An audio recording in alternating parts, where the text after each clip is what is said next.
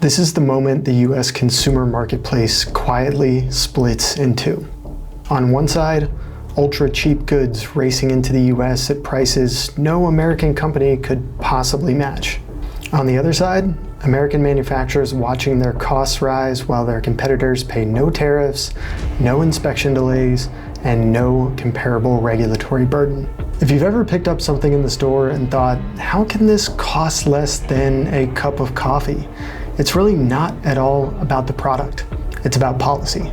Trade policy isn't some abstract spreadsheet. It's the invisible architecture shaping what ends up on our shelves, how much it costs, and which companies survive for you to even have a choice.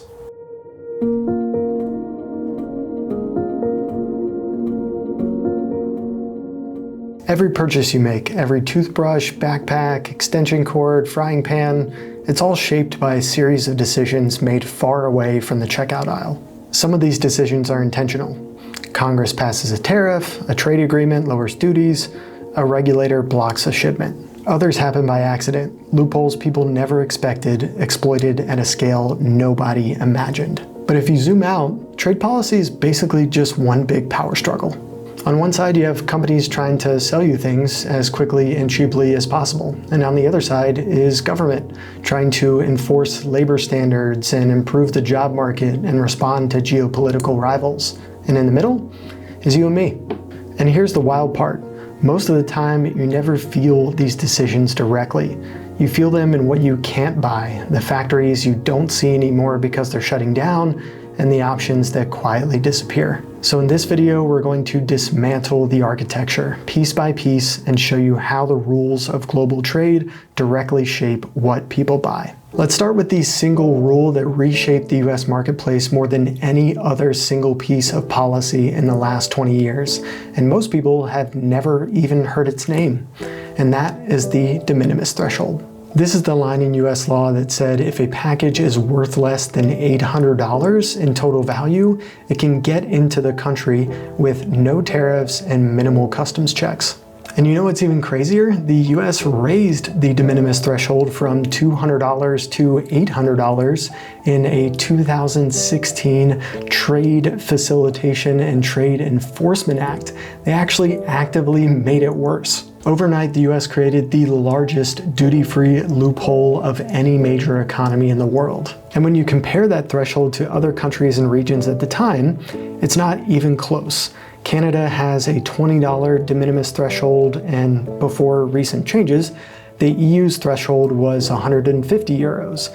But they recently suspended their threshold, which, decent idea for the US, but I'll get to that in a minute. And within a few years, a tidal wave of micro packages began flowing into the US, mostly from China.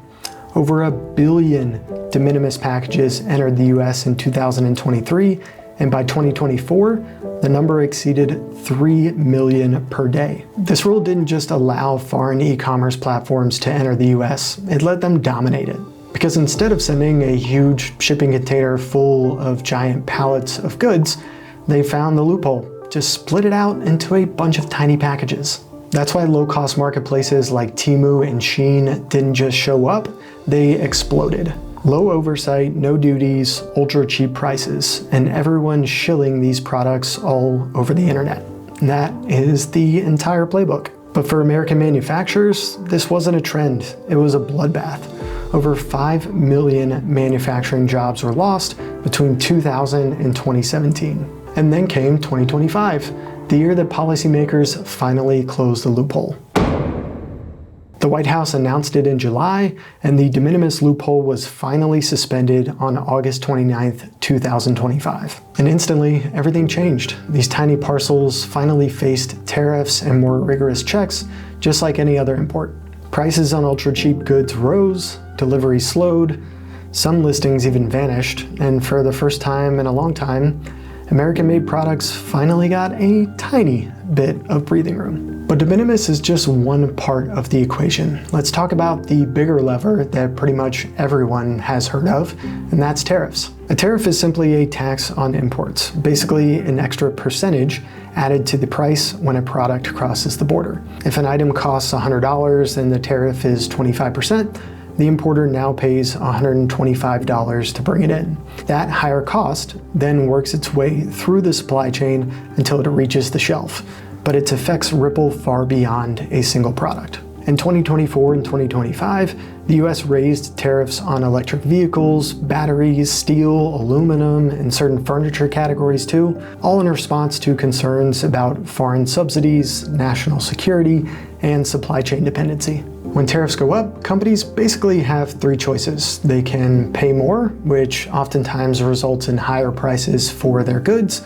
They can move production, or they can try and find a supplier elsewhere. And we're seeing all three of these things happen. Prices are unfortunately rising in a lot of categories, but we are also seeing a lot of companies making significant reshoring announcements over the last several months across a ton of different sectors. I've covered this extensively in our news coverage on allamerican.org, little plug there, and I also send out an email newsletter with breaking news headlines for all American manufacturing related news on Monday mornings, so make sure to sign up for that as well.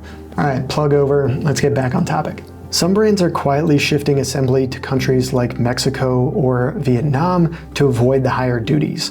Others are actually bringing manufacturing back to the US, something that we haven't seen at this scale in years. Now, I could talk for a long time about tariffs and these loopholes, but I want to spend some time talking about some other pieces of legislation that affect your shopping cart too. Let me know in the comments below if you want more deep dives on these topics, but I want to keep us moving along. Let's be honest, trade policy is mostly about money and power, but it can also have other motivations as well, like morality. Because when a product is impossibly cheap, someone else is definitely paying the hidden cost. And one of the clearest examples of this is forced labor. Take the Uyghur Forced Labor Prevention Act as an example, which was implemented in June 2022. The law says that if a product or even a raw material is linked to forced labor in the Xinjiang region of China, it's automatically blocked. No exceptions, no excuses. This law has affected everything from apparel to solar materials to metals. And it really forces companies to think about the implications of their supply chain, which kind of sounds obvious, but for a lot of brands out there, they really just don't care. And the US is enforcing this to some degree. The CBP has denied close to 10,000 shipments since UFLPA enforcement began. And when those goods get blocked, brands face a choice: clean up their supply chain or lose access to the US market for their product. And this is where trade policy does something incredibly powerful. It changes corporate behavior.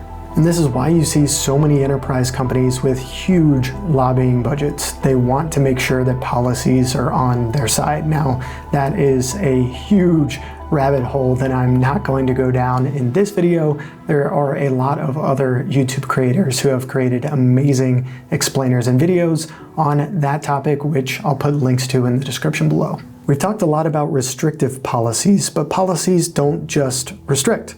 Some are designed to strengthen domestic manufacturing by using the government's buying power.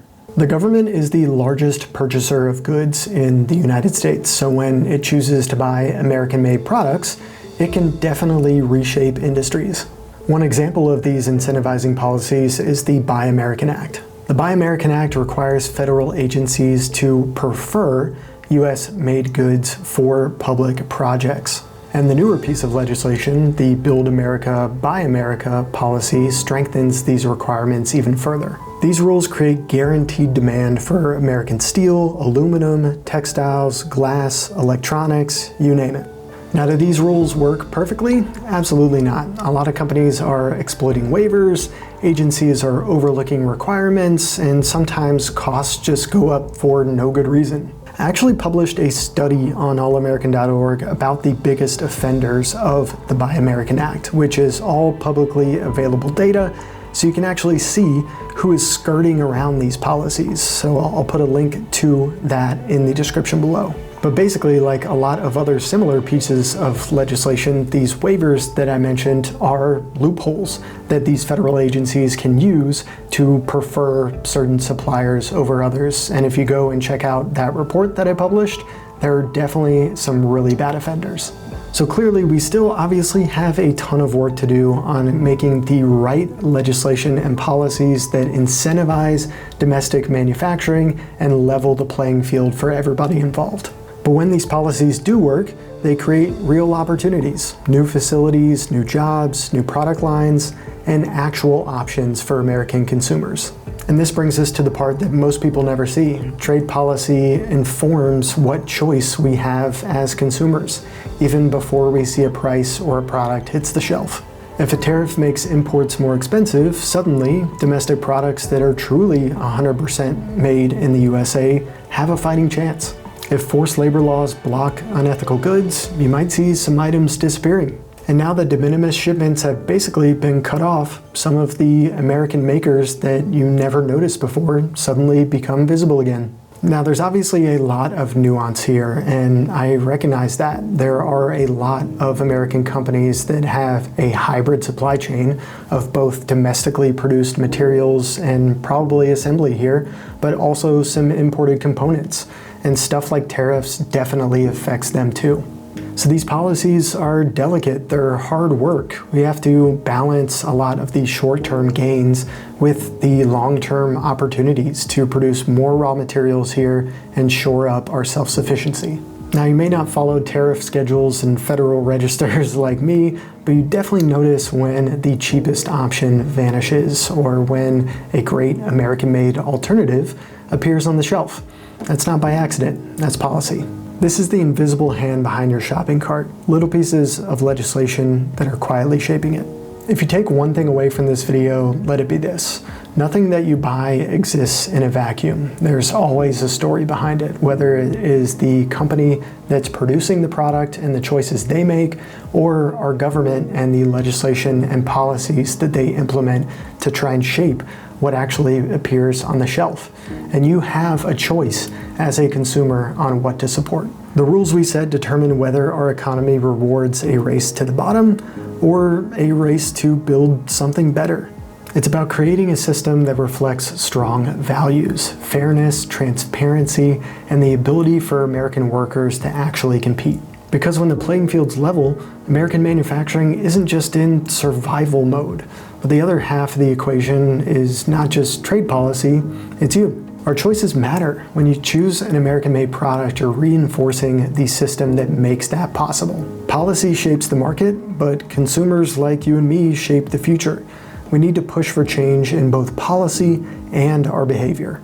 So with your next purchase, ask the simple question, where is this made? You might be surprised at how much power that question carries. If you found this breakdown useful, make sure to hit like, subscribe, and drop a comment below with which topics you want me to dive deep into next. Legislation, supply chains, you name it, I'll cover it. And as always, thanks for caring about where things come from. I'll see you all in the next one.